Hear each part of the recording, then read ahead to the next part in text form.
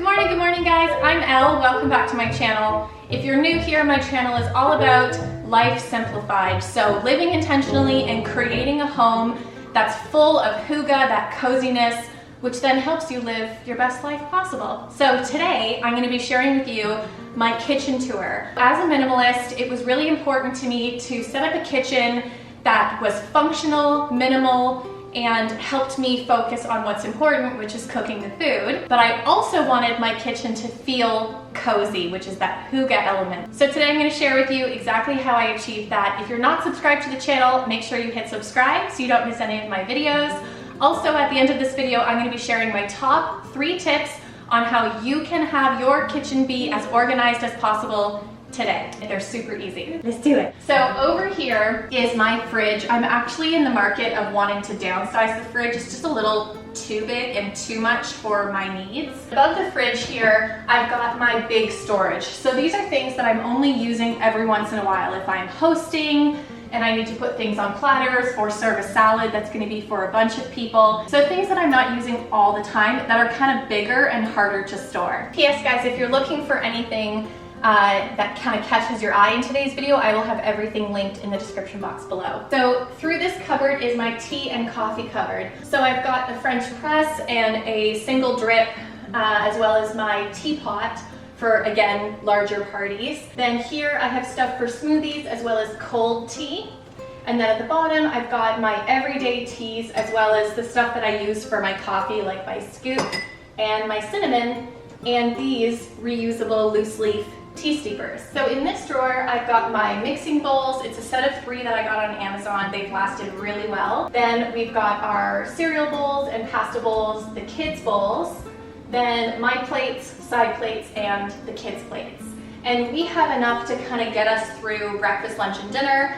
And then at the end of the day, we put it in the dishwasher and it's all clean again for tomorrow. So we have everything to suit our specific needs. Over here is all of our glasses and mugs. So we've got some kids mugs. Nope, those are glasses. Kids cups, I guess. And then my mugs. I am a big coffee and tea fanatic. I love having a coffee first thing in the morning and then I switch to tea throughout the day. It seems like a lot because I've got, I think, 9 mugs, but I do go through a lot of them. Then I've got low glasses, taller glasses, wine glasses, and Prosecco glasses or champagne glasses. A couple of to-go mugs. And then at the top is stuff that I don't use very often. So there's a bottle that we use for Brighton every once in a while, as well as some extra glasses in case I have guests over. But in terms of the amount I have, I keep enough to have 3 other people over, so 4 glasses total. Over here is where I keep all of my spices, and the reason for that is it's right by the cooktop. So I've got overstock spices here. These jars were just from IKEA. I've got lesser used spices, and then kind of my essential spices that I use all the time. What do you think? Oh, you're getting tired? Yeah? Over top of the cooktop, I've got some storage here. I've got vinegars, oils, sweeteners, so maple syrup and honey, a sugar bowl, and then vanilla extract and some stevia sweeteners. And then up top, just kind of some extra stuff for if we're doing egg and soldiers. Over here, I've got kind of a mix of things. I've got cookbooks up top because I do use those cookbooks and I do refer to them, but not so often. I tend to look to Pinterest for recipes, so I don't need them every day. And then we've got some oil, some essential oils, as well as my butter. And then at the bottom here, I've got some reusable flannels for when I'm cleaning Brighton's face after a meal. Do you want to hold one? Oh, 2, okay. I've got a bread holder here that keeps the bread fresh. Some speech therapy tools, as well as some daily vitamins. And then this is my least used cupboard. This is just where I keep my big wok, my soup stock pot, as well as my food processor. So that's not something I use very often, which is why it's stored kind of up and out of the way. So let's go ahead and talk about these lower cabinets. So in this corner lower cabinet, you'll see it's quite a big space, but I have it fairly empty. So I just have a blender, popcorn machine, soda stream, as well as some measuring cups and some lesser used baking items. Under the microwave, I have my Tupperware, and this is one really great thing that I did is to go through my Tupperware and pare it down to the actual Tupperware that I actually use. I found there was so much Tupperware that I would keep, but it wasn't like a go-to shape or size for me. So I pared it down to items that I really use on a weekly basis, and it keeps it much more organized. So under the cooktop, I've got 2 large pullouts. So in this first one, I have my 2 frying pans, 1 cast iron, 1 nonstick. And then I've got 2 pots and then a larger pot for if I'm making stews or something like that.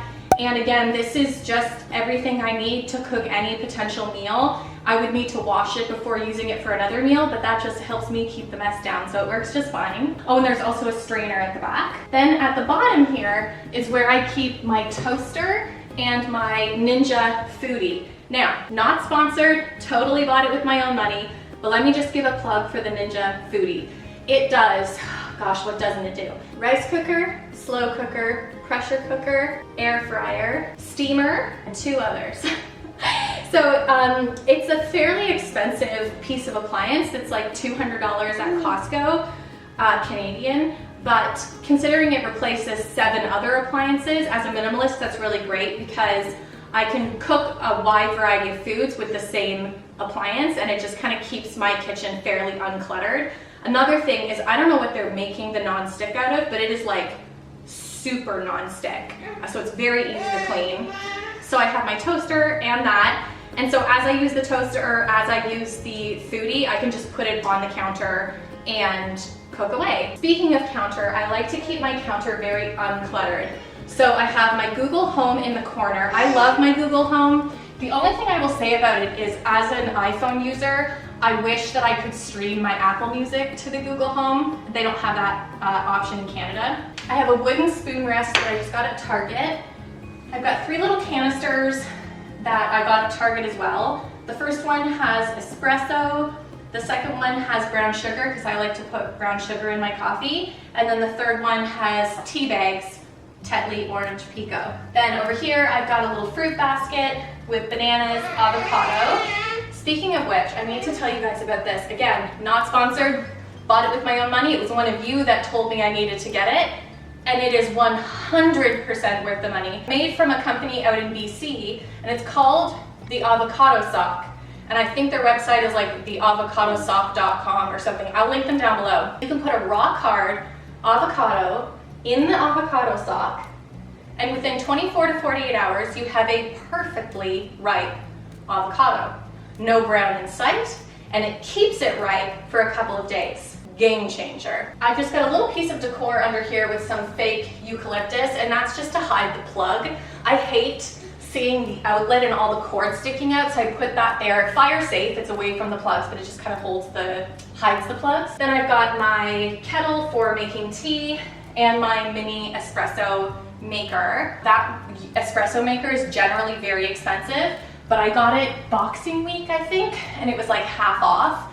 And I had been eyeing that espresso maker for a good 8 months. So I struck while the iron was hot. Is that what the kids say? Over here, we've got all of the utensil drawers. So in the first drawer, I've got spoons, knives, forks, as well as kids' spoons, kids' forks. And then I've got a couple like chip clips, wine opener, as well as a tape measure. I know that might sound weird, but the amount of times that I need a tape measure is actually fairly often. I don't know why, I just do. And a pair of scissors. So I keep that there. The next drawer, I have a very pared down version of everyday cooking utensils. So knives, a strained spoon, a pizza cutter, because I've got preschoolers, a wooden spoon, a spatula. Actually, don't think that's actually called a spatula.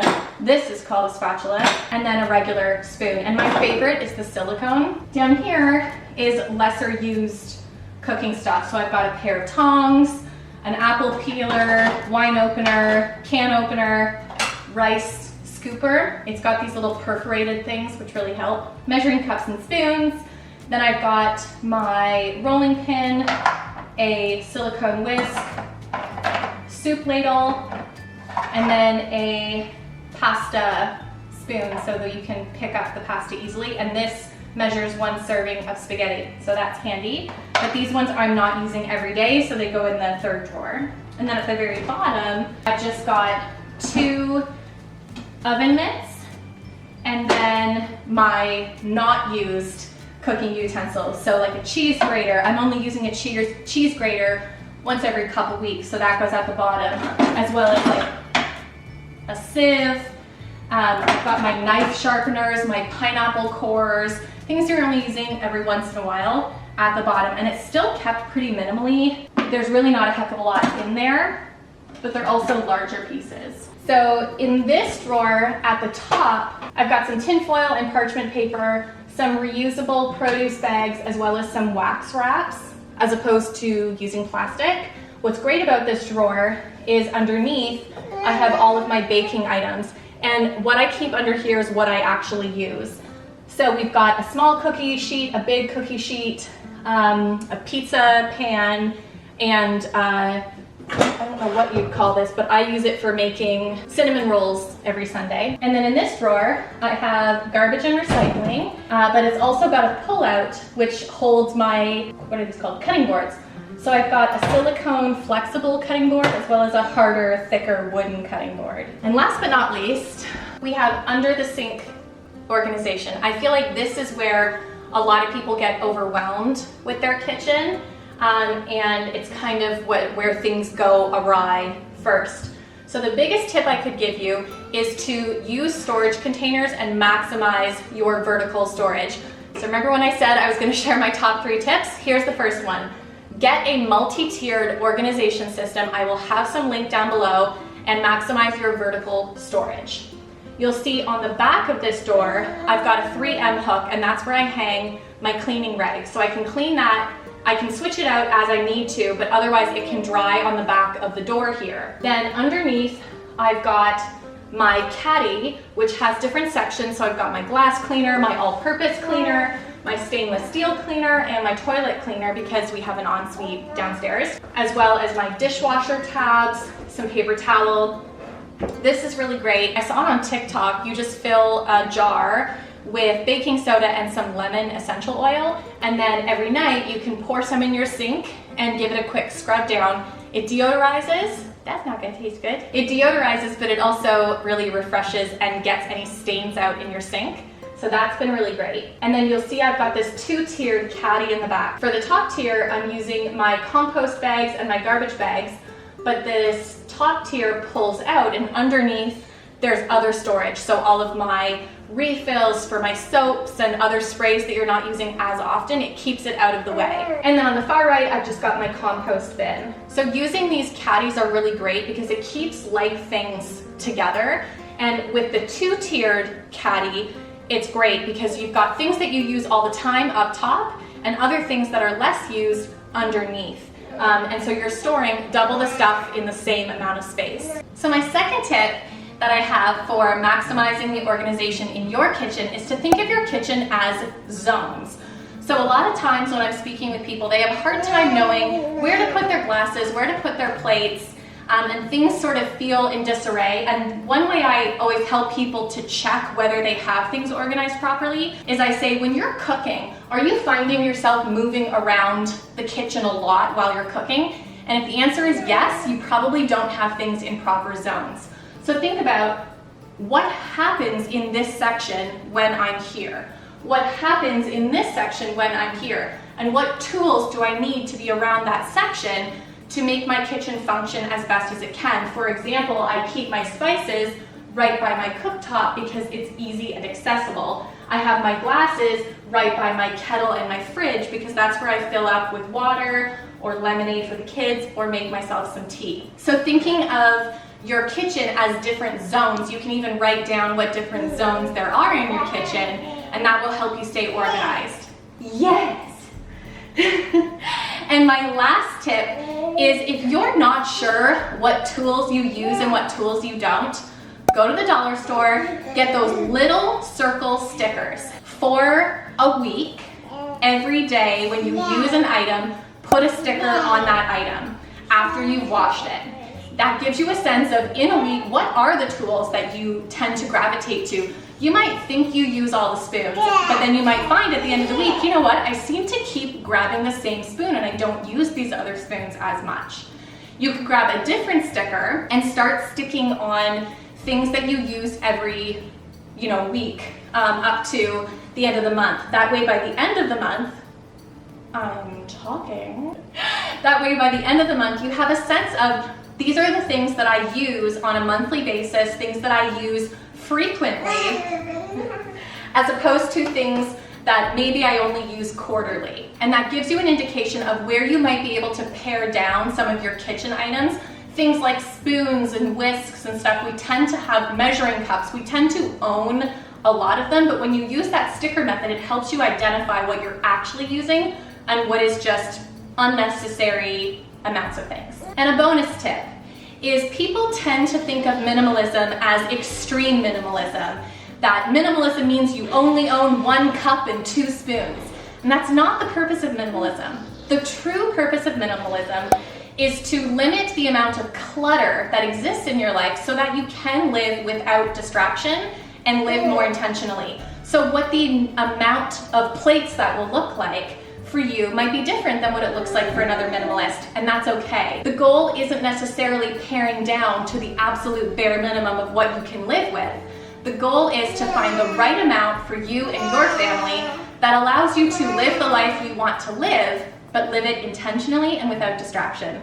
If you'd like more tips on organization and minimalism and creating a hygge home, I would love it if you signed up for my newsletter. It's totally free, and it's weekly inspiration as well as often printables, free MP3s for you guys to listen to. It's chock full of really good stuff. So I'll have a link to that in the description box below. If you're newer to my channel and you haven't subscribed, I would love it if you hit the subscribe button.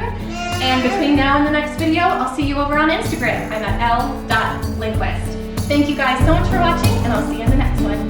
Bye! Don't say bye, Bee? Oh, I can't